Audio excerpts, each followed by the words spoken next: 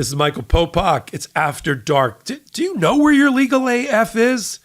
The Jack Smith filing, 165 pages, soon to be followed by another 200 pages. It's like a caboose following behind a train heading directly for Donald Trump. It's a sidecar next to a motorcycle filled to the brim, to the ceiling with new evidence. 71 witnesses, I'm not making that number up, are testifying against Donald Trump. How do I know that? It's inside the filing of Jack Smith that has just been revealed by Judge Chutkan, and there's more to come. The fundamental question that we ask on Legal AF at our recent episode is, has the prosecutor carried their burden? They have the burden, based on the way the Supreme Court set this up, to prove to not only Judge Chutkan, but back to the United States Supreme Court, that Donald Trump committed crimes that are not covered by immunity, that he's gone beyond his official conduct and he's out doing dastardly things in the private sphere. Have they carried their burden with the filing? We talk about it from a prosecutor and defense attorney perspective. Take a listen. From what you can see, I guess the first question our audience is going to ask and has been asking in the chat, do you think, on a first pass, understanding, that Jack Smith has carried his burden on the official conduct to demonstrate to Judge Chutkan and to appellate courts and the Supreme Court that these are prosecutable acts and crimes, and or place the appropriate things in the bucket of private conduct to allow for the prosecution? And then specifically also comment about the Mike Pence evidence and how you think that will ultimately survive, not Chutkan, but not even the DC Court of Appeals, but a return to sender, return to the Supreme Court.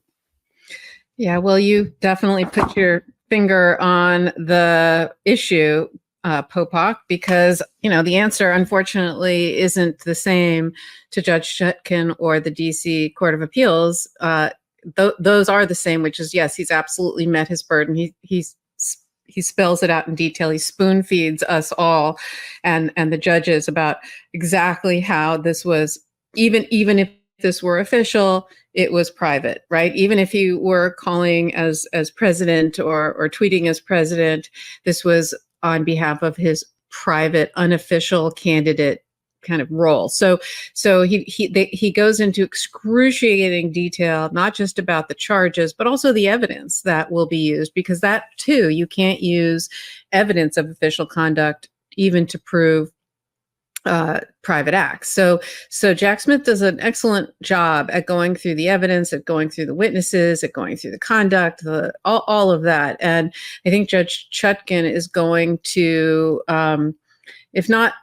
if not find Smith's way in all of it, I'd say most of it. And the DC Circuit, look, they are a little more cautious and they tend to narrow things even more.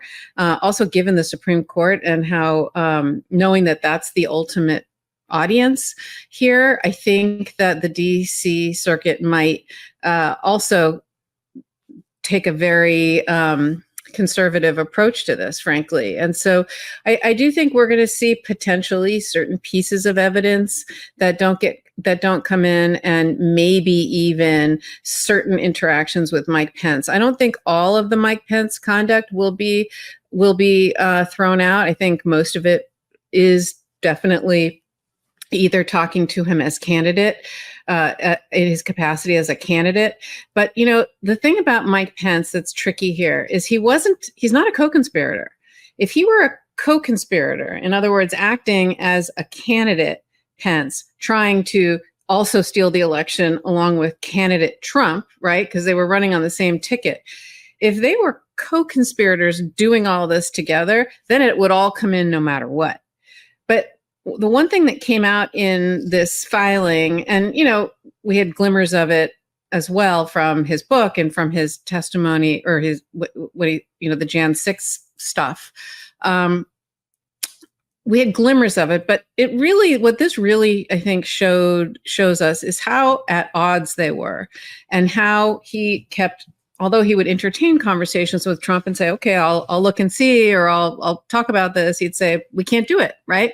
Ultimately, he'd say, this isn't, there is no evidence of fraud, or I can't do that, or I have to do this. He really pushed back and pushed back hard, which is why he's not a co-conspirator, because he did not have the same mindset that Trump did, which you have to have. You have to have the same mens rea, or the same mindset, or the same criminal intent, the intent to steal the election, which is what the co-conspirators, the remaining 5 co-conspirators, let's just remind everyone who they are. CC1, or co-conspirator 1, is Rudy Giuliani.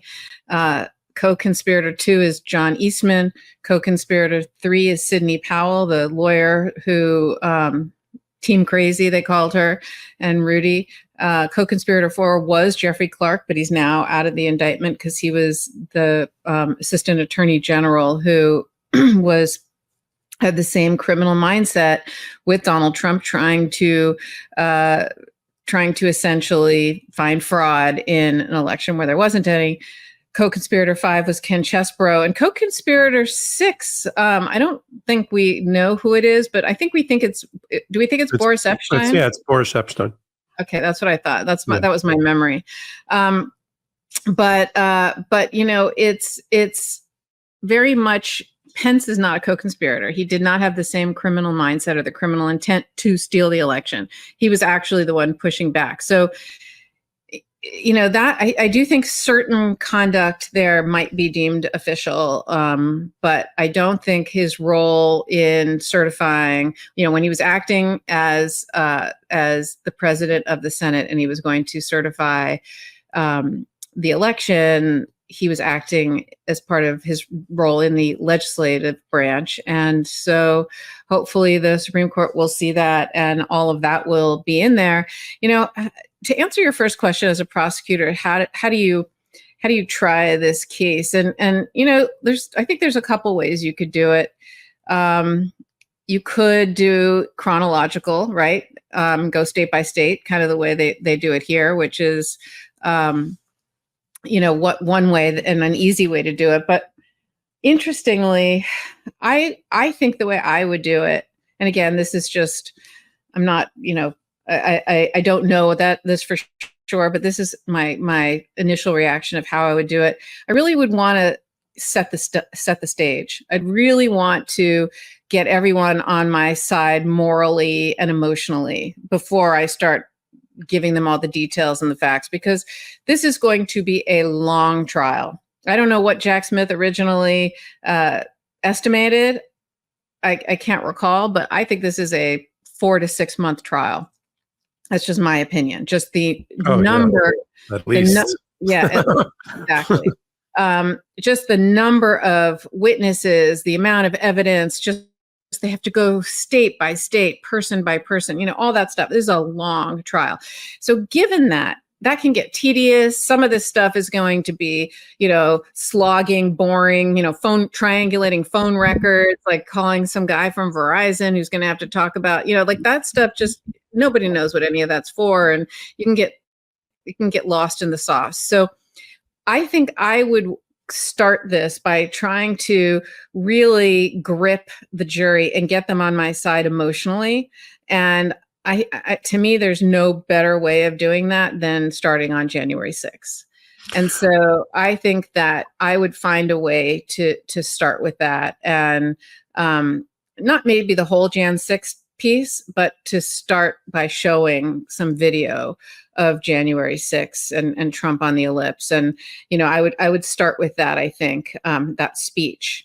And then I'd say, then I would work backwards from there and kind of talk about all the reasons why and prove all the reasons why what he intended to do there was exactly what happened. So I think that's where my initial reaction is here. I agree with you. You need to have, as you know well as a trial lawyer, you need to have an organizing principle and a thematic that sort of the jury can hang on to. I tell my juries, look, there is a shed load of data and information. And I joke with them in an opening. You're going to hear from witnesses that you're going to be sleeping with your eyes open. I'm going to try to make it as interesting as possible, but I'm going to give you an outline here that you can hold on to and use as your North Star to navigate everything and I make promises in the opening, as the prosecution will hear, that I know I can deliver. I write checks in the opening that I can cash in the closing. And I know the evidence that I have. And no joke about the 4 months, 6 months thing that you just laid out. That was the estimate. It's funny, Willis said it would be 6 months in Georgia. So I have no doubt it would be about that length, because just think about it. There's just 1 week or more of just witnesses. And I mean 4 or 5 witnesses a day, every day.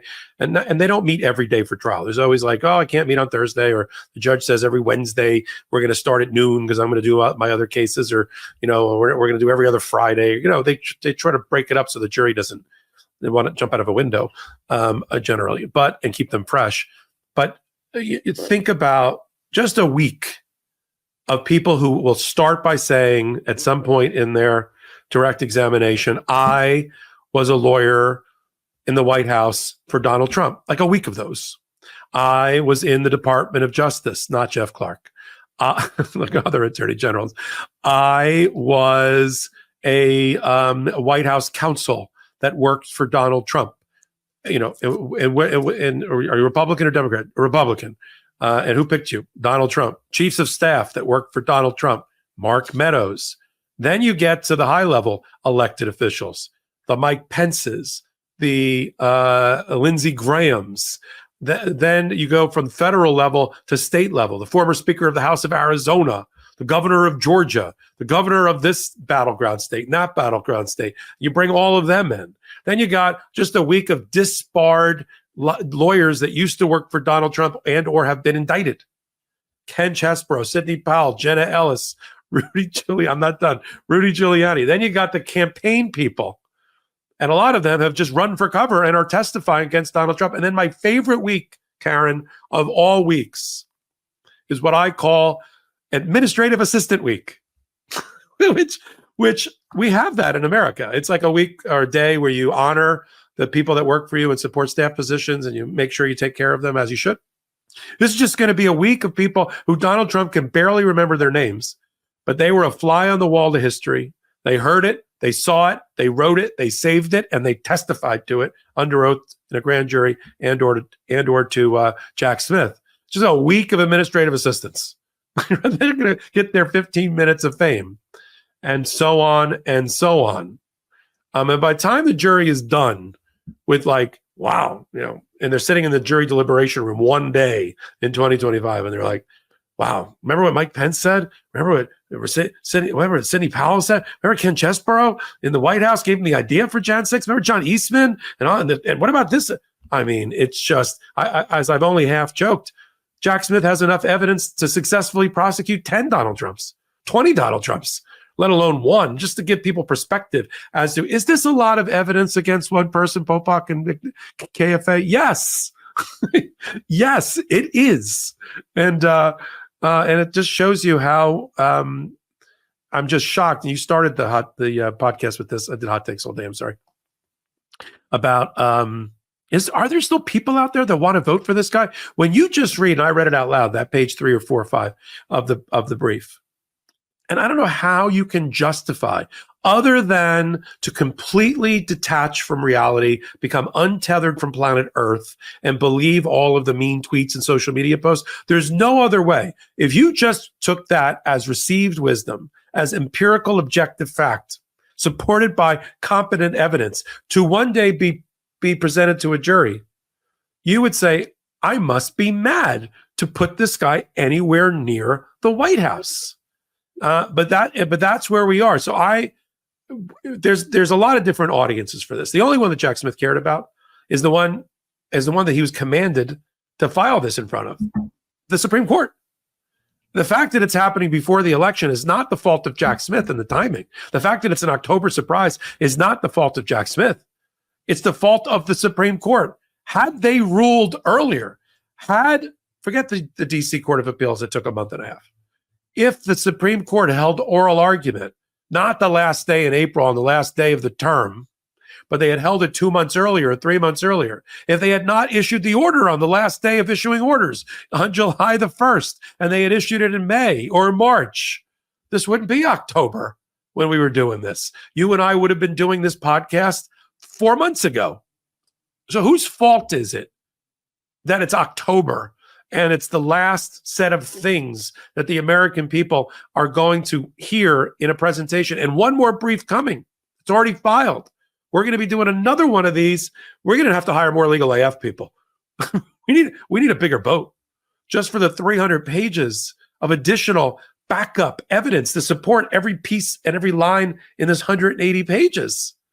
And so, but again, I want people to have talking points for their Rosh Hashanah dinners, or in case there's some people there that aren't in the same political vein as they are. This was not Jack Smith's doing. This was started by the Supreme Court and an order of Chief Justice Roberts as written. This is what they have to do, and the timing of it was not in Jack Smith's hands. It was in the hands of the Supreme Court, right? Welcome back. The full-blown 1-hour Legal AF podcast on the MeidasTouch Network every Wednesday and Saturday at 8 p.m. Eastern Time and on audio podcast platforms of your choice. I got great news. We got so much to talk about. We're bursting at the seams with information, knowledge, and events at the intersection of law and politics that Legal AF, in collaboration with MeidasTouch, got together and said, we need a new channel. What should we call it? I have an idea. Legal AF MTN for MeidasTouch Network. Let's do it. And we've done it. We're only 2.5 weeks old. We've got almost 150,000 subscribers already and some amazing original content. Many of the legal commentators that you love on the Meidas Network, Meidas Universe, are coming over to do additional hot takes and analysis on Legal AF MTN that I'm curating and the executive producer of. Karen Friedman-Kniffelow. Dina Dahl's doing a new weekly show with me devoted to the United States Supreme Court. We call it, what else? Unprecedented. We've got Kathleen Rice of Mistrial. Anthony Davis is coming over, and I got some great news. Listen to this. We're doing a new collaboration with Court Accountability Action, CAA.